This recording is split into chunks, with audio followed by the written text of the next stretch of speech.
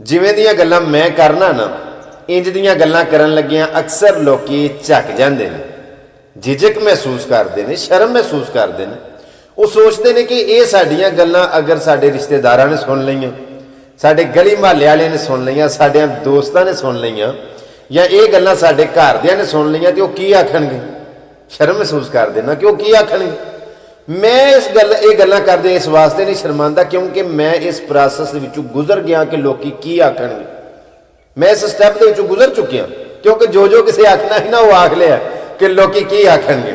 मैं एक बार एक शेर भी निक्का जा बोलिया है कि तनकीद करने आए हैं आप, आइए कीजिए, सभी कर रहे हैं आप भी पेश कीजिए। सर जिन्हें पेश करनी, बड़ी मेहरबानी, जिन्हें पेश करनी है ना, जिन्हें अपनी राय पेश करनी है उन्हें बाज नहीं आना। उन्हें चंगी गल दे उत्ते भी तनकीद करनी है, उन्हें माड़ी गल ते तैयार रेडी करनी है क्योंकि वो आदतों मजबूर है ना। आओ जी गल वास्ते मैं इस शुरुआत की है कि भला बात यह कि पंजाबी की मिसाल है कि रंडी वसेबा कट दी है, उंगलों वाले नहीं कट्टन देंगे।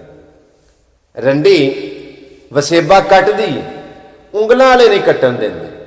इहदा मिसाल सुनाने का मकसद है कि सर कोई माड़ा बंदा, कोई मातड़ साथी, कोई सादा बंदा, कोई मस्कीन आदमी, शरीफ आदमी गुजारा करना चाहता है, लेकिन साडे समाज दे विच कुछ ऐसे गंदे अनासर पाए जाते हैं कि जेड़े किसी शरीफ नूं शरीफ रहन देंदे नहीं, किसी सादे नूं सादा रहन देंदे नहीं। रंडी वसेबा कटदी वो यार छड़े नहीं कट्टन देंदे, यार उंगलां वाले नहीं कट्टन देंदे।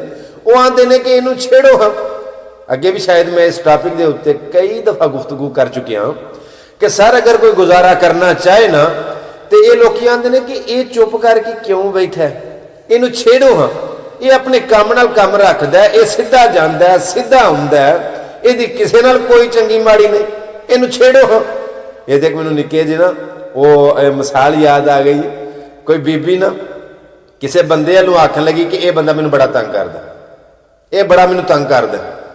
वो दूजी उन्होंने आती कि वो तेन की पैंदा, वो तेरे नाल कूंदा ही नहीं पिया। आख लगी यही तो मसला, वो मेरे नाल कूंदा नहीं पिया, यह तेन तंग करदा।